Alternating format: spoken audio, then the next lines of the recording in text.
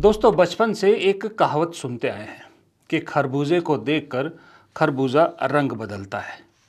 लेकिन कौन सा खरबूजा किसको देख के रंग बदलता है ये किसी ने स्पेसिफाई नहीं किया। और वो रंग कौन सा होता है, वो जो बाहर का रंग होता है हरा वो बदलता है या जो अंदर लाल रंग होता है वो बदलता है। अब ये खरबूजे की कहानी मैं क्यों लेके आ रहा हूँ, आज आपके सामने क्यों सुना रहा हूँ?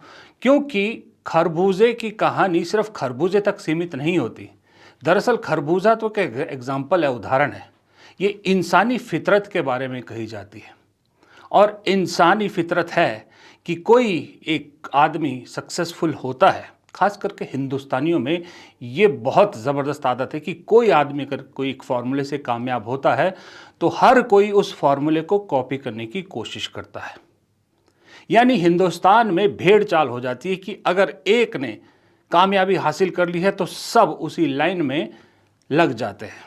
और हमारी फिल्म इंडस्ट्री में तो शुरू से यही होता है कि एक फार्मूले की फिल्म हिट हो तो फिर वैसी फार्मूले की फिल्मों का दौर आ जाता है एक पूरा। कभी लव स्टोरी, कभी एक्शन, कभी ड्रामा, कभी हॉरर, कभी फूहड़ कॉमेडी, स्लैपस्टिक कॉमेडी जो आप कह लें। लेकिन कोई फिल्मी सितारे को दूसरी फील्ड में कॉपी करे और उसमें कामयाबी हासिल करे, ये थोड़ा बिरला होता है। या फिल्मी सितारे किसी दूसरी फील्ड के आदमी को कॉपी करके अपनी फील्ड में कामयाबी हासिल करे, ये भी बहुत बिरला होता है। आज देश की दो बड़ी शख्सियतों की कहानी आपके सामने पेश करता हूं। कहानी क्या, मतलब उनकी आदतें और उनका सफ़र एक तरह से आपके सामने रखने की कोशिश करूंगा। फिर मुझे बताइएगा कि किसने किसको कॉपी किया, यानी कौन किसका गुरु है, कौन चेला है। मुझे तो समझ में नहीं आया। एक अंदाज़ा लगा सकता हूँ, वो आखिर में लगाऊंगा, लेकिन आप ज़रा बताइएगा मुझे कमेंट बॉक्स में कि कौन किसका गुरु है, कौन किसका चेला है। बात कर रहा हूँ देश की सबसे बड़ी शख्सियत प्रधानमंत्री नरेंद्र मोदी और देश के सबसे बड़े एक्टर आइकन अमिताभ बच्चन की। उम्र में दोनों सीनियर हैं, बस थोड़ा सा अमिताभ से मोदी जी छोटे हैं, उम्र में थोड़े छोटे हैं। लेकिन अगर आप इन दोनों के जीवन को देखें और उस जीवन की कहानी को परोसने का तरीका देखें तो आपको लगेगा ये तो आइडेंटिकल है। दरअसल इन दोनों की कामयाबी के पीछे इनकी कहानी उतनी बड़ी पिलर नहीं है जितना उस कहानी को जिस तरीके से पेश किया गया वो जो वजह है सबसे बड़ी है।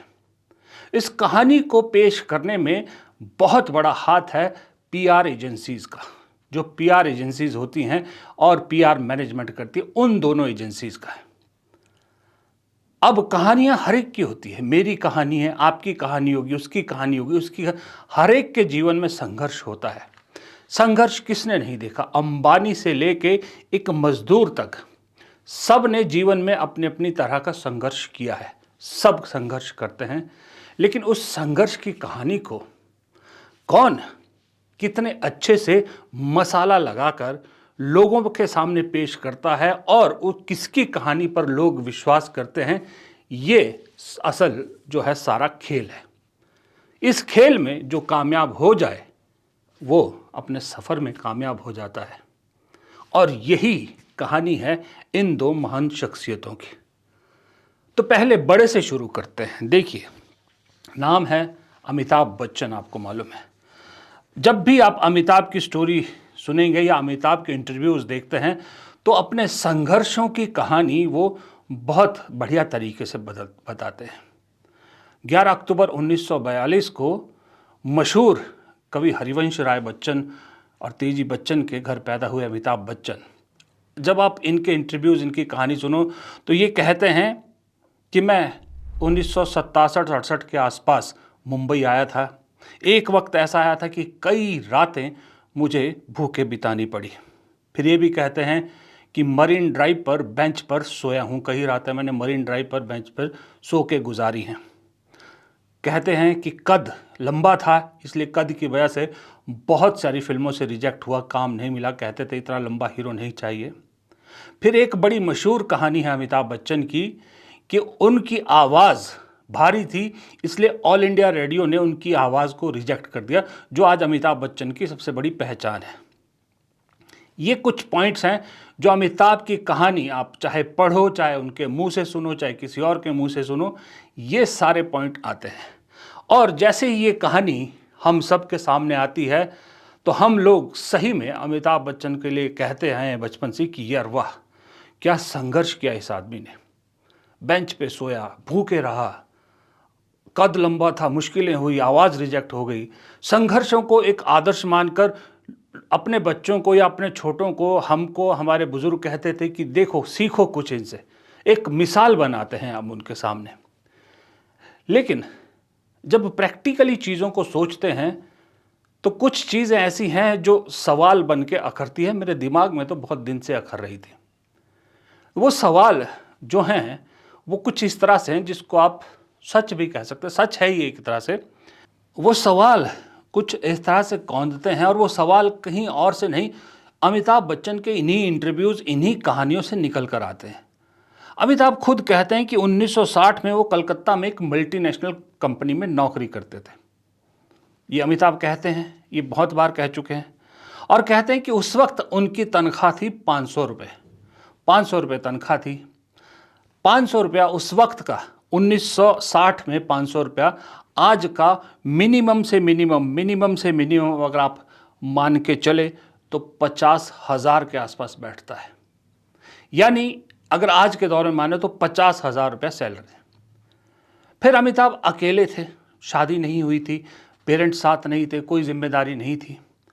तो उस वक्त का अगर जो दौर है, उस वक्त के जो किराया, खाने का, ये सब चीज़ें देखें तो आप मोटा मोटा कह सकते हो कि एक आदमी उस वक्त आराम से 200 रुपया महीना में बढ़िया गुजारा कर सकता था, जिसमें घर का किराया भी, तीनों वक्त का खाना भी, ट्रांसपोर्टेशन भी, सब कुछ। 200 से 250 रुपया आराम खुल के अगर जिंदगी कोई जीता उस वक्त दरिया दिली से, मौज मस्ती से, तो भी 250 रुपये, 200 से 250 रुपये का आप खर्चा मान के चलिए।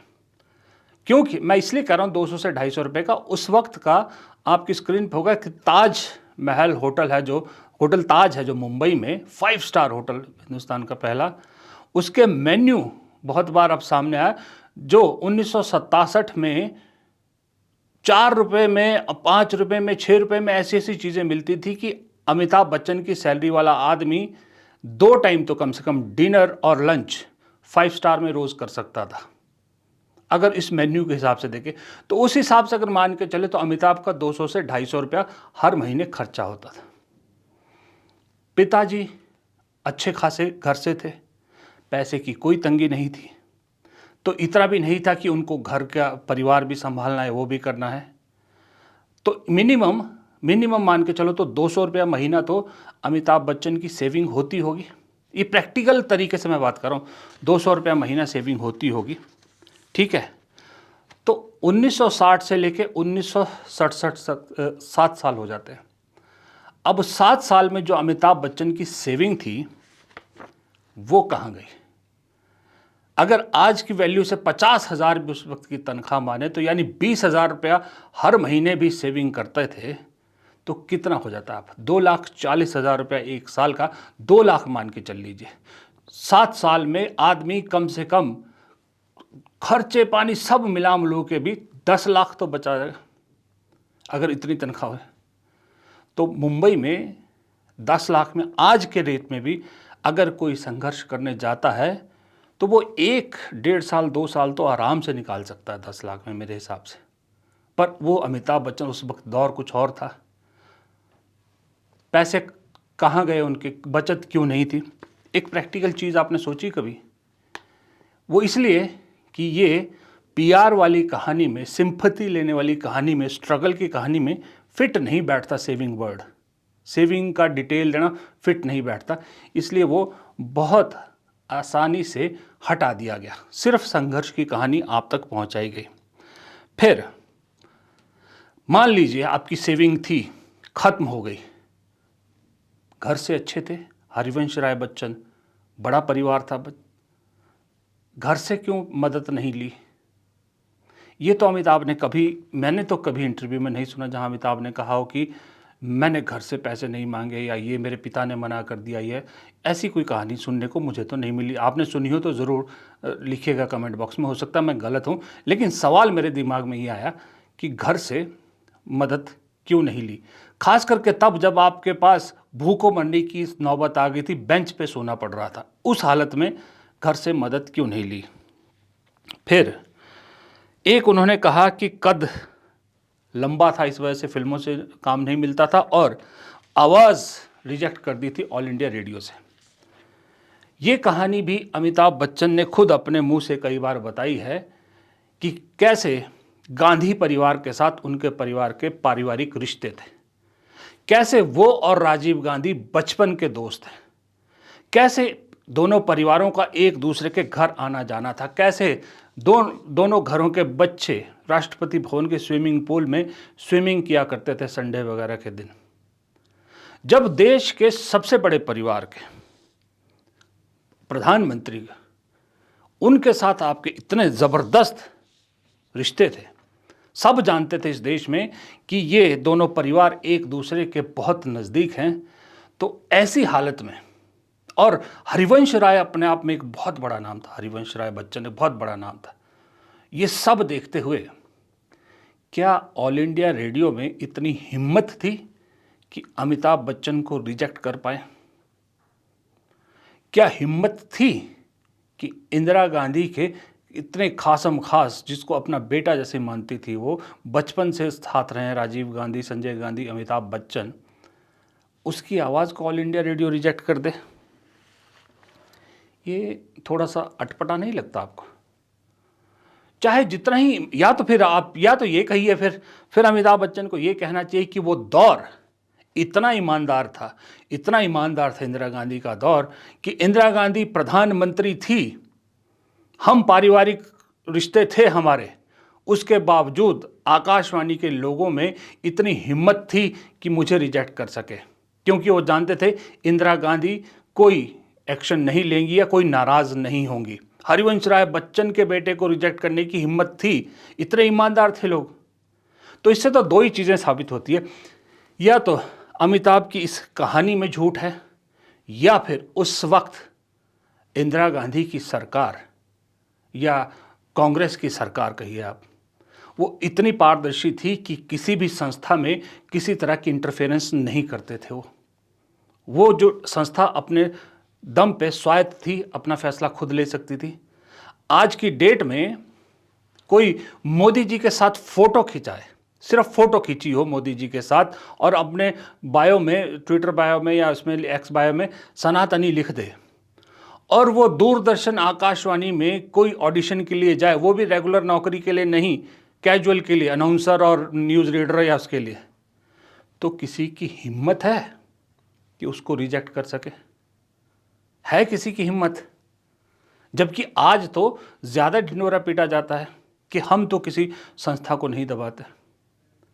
उस वक्त जब ना कोई सोशल मीडिया थी, ना कोई आरटीआई थी, ना कुछ थी, उस वक्त आकाशवाणी रेडियो और ऑल इंडिया रेडियो इतने मजबूत थे कि इतना भारी भरकम बैकग्राउंड होने के बावजूद अमिताभ बच्चन को रिजेक्ट किया। दोनों में से एक कहानी तो सच्ची है ना, और एक झूठी है। या तो अमिताभ को रिजेक्ट किया आवाज़ की वजह से, वो झूठी है, या फिर ये कहानी सही है कि उस वक्त सरकार किसी भी संस्था में कोई दखल नहीं देती थी। ये अमिताभ की कहानी, और अमिताभ की कहानी से सवाल जो मेरे मन में, मेरे दिमाग में अभी भी कौंधते हैं, जो पूछना ज़रूरी था कि भाई ये पीआर के चक्कर में स्ट्रगल की स्टोरीज़ को इतना बढ़ा चढ़ा कर क्यों दिखाया जाता है? अमिताभ को क्यों ज़रूरत पड़ती है? अमिताभ को इस तरह की कहानियाँ गढ़ने की क्या ज़रूरत है? पीआर एजेंसीज़ अमिताभ को सेल करती हैं एक्चुअल में। ये कहानियाँ बिकती है, ये कहानियाँ बिकती हैं, हम लोगों के सेंटिमेंट्स जुड़ते हैं, और हम फिर ऐसे हीरोज़ को आइडियलाइज करने लगते हैं, इनकी फिल्में देखते हैं, इन्हें इंसान से भगवान का दर्जा दे देते हैं। ये फिल्म इंडस्ट्री में बहुत वक्त से हो रहा है और आजकल तो बहुत ज़्यादा हो रहा है। यहाँ तक कि जो फिल्म इंडस्ट्री के अंदर से जिनके पिता माताएं ऑलरेडी फिल्म इंडस्ट्री में काम कर रहे हैं, वो तक ये कहानियाँ बेच रहे हैं कि हमें मालूम ही नहीं था कि कैसे होगा, हमें ये स्ट्रगल करना पड़ गया, हमें वो स्ट्रगल करना पड़ गया। सोच के थोड़ी सी हैरानी होती है, लेकिन कहानी यही है कि ये पीआर स्टंट होता है सारा, हमें और आपको बेवकूफ़ बनाने का। अब आइए मोदी जी पे। जब से मोदी जी देश की राजनीति में चमके हैं, खास करके 2014 में प्रधानमंत्री बनने के बाद से, उनकी कहानी में भी कुछ ऐसे हैं पॉइंट हैं जो रेगुलर हैं, आपने देखा होगा। आपको मालूम है 17 सितंबर 1950 को गुजरात के वडनगर में वो पैदा हुए। उनकी पैदाइश है। 8 भाई बहनों में तीसरे नंबर के थे।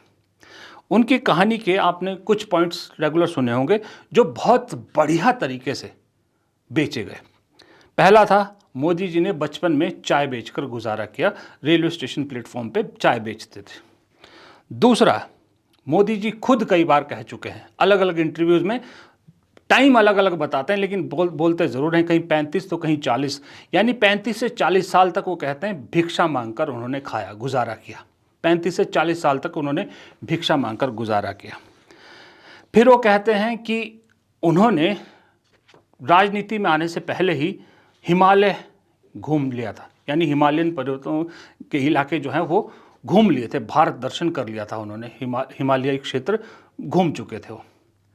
फिर वो खुद मोदी जी कई बार अपने भाषण में कह चुके हैं कि जब वो राजनीति में किसी पद पर भी नहीं थे, उससे पहले ही, उनके फ़ोटोज़ भी हैं, उनके बहुत सारे फ़ोटोज़ हैं कि उससे पहले ही वो दुनिया के बहुत से देश घूम चुके थे। अभी हाल ही में अमेरिका में उन्होंने कहा कि अमेरिका वो मुख्यमंत्री भी नहीं थे, कुछ भी नहीं थे, उससे पहले ही बहुत से राज्य, अमेरिका के ज़्यादातर राज्य वो घूम चुके थे। यानी और भी पेरिस की उनकी फ़ोटोग्राफ्स है, जगह जगह की फ़ोटोग्राफ्स है। तो वो किसी पद पे आने से पहले ही दुनिया के बहुत से देश घूम चुके थे। ये 4-5 पॉइंट आपको उनकी हर कहानी में हर जगह सुनने को मिलता है। जहाँ मोदी जी के बारे में आप रिसर्च कीजिए, सुनिए, ये ज़रूर दिखते हैं। पर अब इसका दूसरा पहलू भी है। दूसरी सच्चाई ये भी है कि 17 साल की उम्र तक, यानी 1967 तक, प्रधानमंत्री नरेंद्र मोदी वडनगर में अपने परिवार के साथ रहे, जहां उन्होंने पढ़ाई की अपनी। 17 साल की उम्र तक वहां रहे। फिर 18वें साल की उम्र में उनकी शादी हुई। 18 साल के थे जब उनका विवाह हुआ था। हालांकि विवाह के कुछ समय बाद ही, कहते हैं 18 साल की उम्र में ही, 1968 में उन्होंने घर छोड़ दिया। वो घर छोड़कर चले गए। फिर उन्हीं के बारे में जब आप जानोगे पता लगता है कि 2 साल तक उन्होंने उत्तर भारत और नॉर्थ ईस्ट, इन राज्यों का भ्रमण किया। ये घूमे उन्होंने सब, जो शायद वो जो हिमालय दर्शन की बात करते हैं शायद इन्हीं का जिक्र करते हैं। फिर 1970 में वो घर लौटे और कुछ दिन तक अपने चाचा के साथ उनकी दुकान पर काम किया 1970 में। फिर 1971 में मोदी जी जनसंघ से जुड़े। ये सब अवेलेबल है, आप इंटरनेट पे, आप आराम से मिल जाएगा आपको सारा ही। इस दौरान 1978 में उन्होंने बीए की और 1983 में उन्होंने एमए किया। बीए की दिल्ली यूनिवर्सिटी से, एमए की गुजरात यूनिवर्सिटी से, कॉरेस्पॉन्डेंट से। 1979 में वो आरएसएस के साथ, जनसंघ के साथ जुड़े थे, तो 1979 में वो दिल्ली आ गए और दिल्ली में आरएसएस के साथ काम करने लगे 1979 में। 1985 में वो फिर आरएसएस से बीजेपी में शिफ्ट हुए, बीजेपी के साथ जुड़े और गुजरात पहुंच गए। 1985 में, 1985 में वो गुजरात बीजेपी में आ गए। 1987 में उनके जो कैपेबिलिटी देखकर पार्टी ने उन्हें संगठन सचिव नियुक्त कर दिया, गुजरात का संगठन सचिव नियुक्त किया। फिर 1990 जब आडवाणी की मशहूर रथ यात्रा हुई, तो सबको मालूम है उसमें सारथी की भूमिका में नरेंद्र मोदी थे। नरेंद्र मोदी उस पूरी रथ यात्रा के सारथी थे। 1995 में ये गुजरात के ही संगठन सचिव थे। गुजरात में बीजेपी विधानसभा चुनाव जीतती है और सत्ता में आ जाती है 1995 में।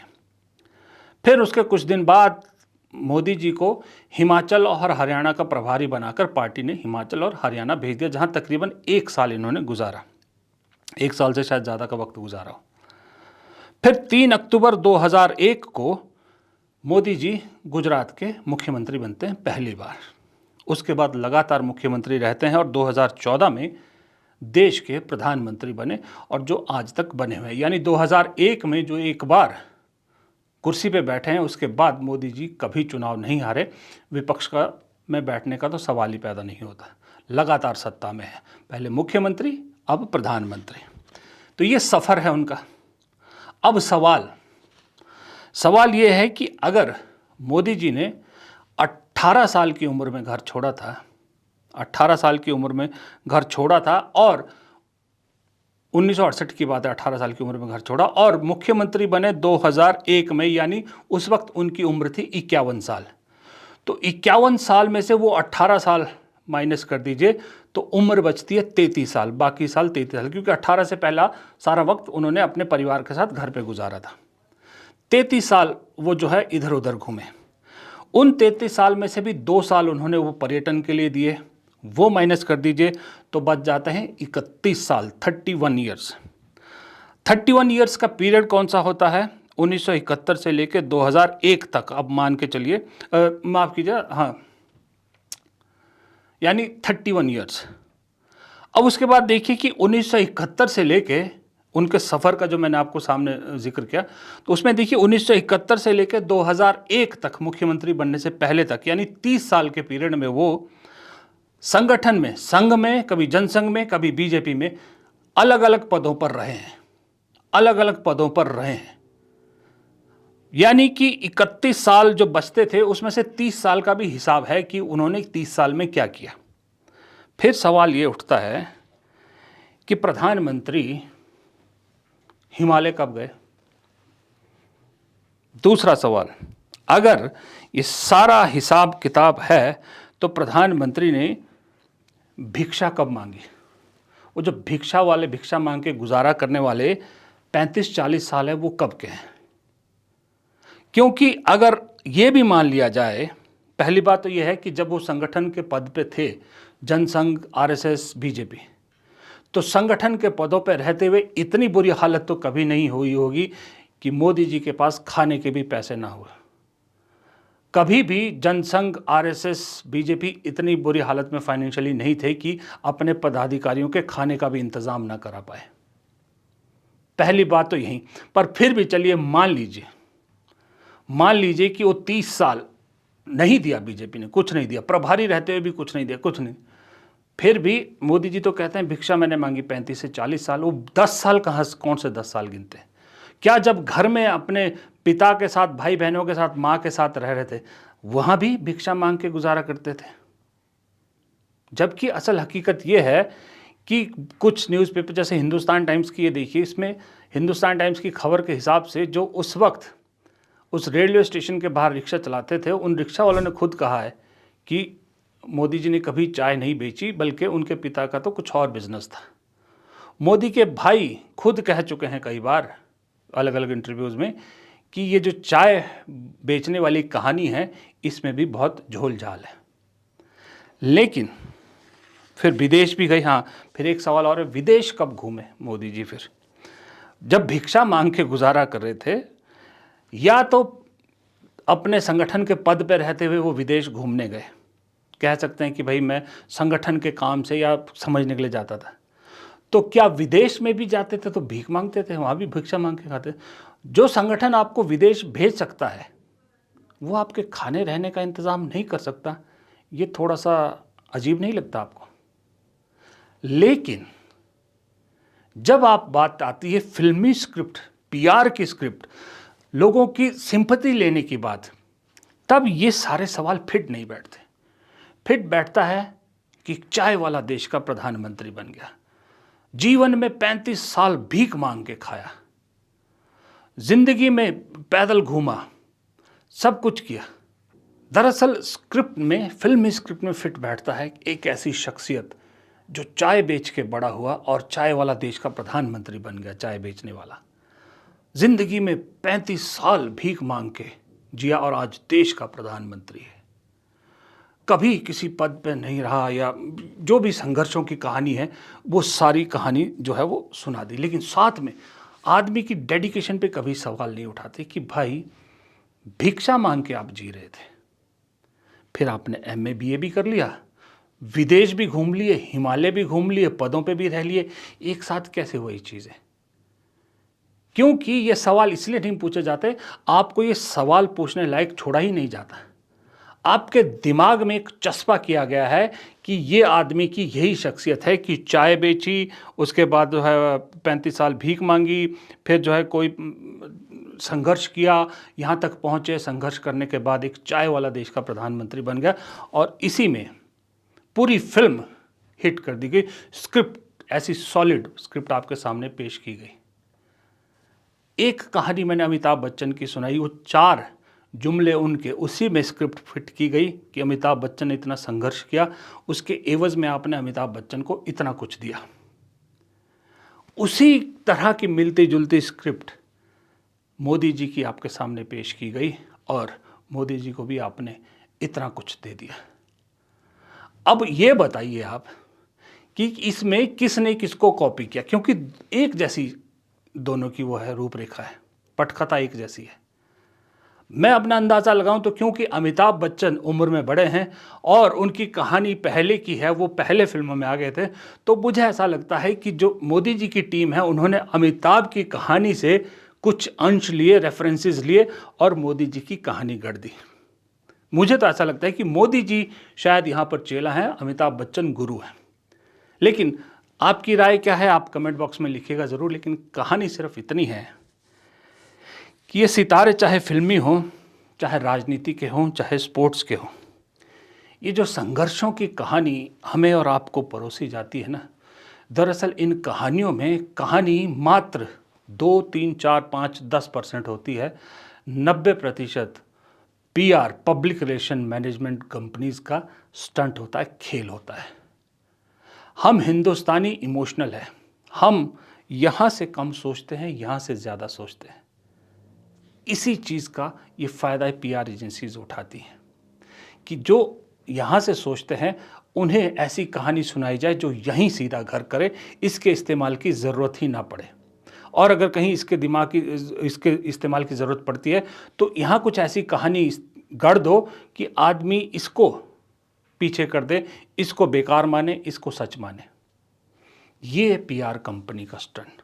और इसी PR को आज कह रहे हैं कि क्रिकेट में PR एजेंसीज घुस गई है, क्रिकेटर जो है वो PR एजेंसीज के ज़रिए अपनी पोजीशन टीम में बचाए रखती है। फिल्मों में कहा जाता है कि PR एजेंसीज फिल्मों को अप डाउन कर रही है, झूठा बिजनेस दिखा रही है।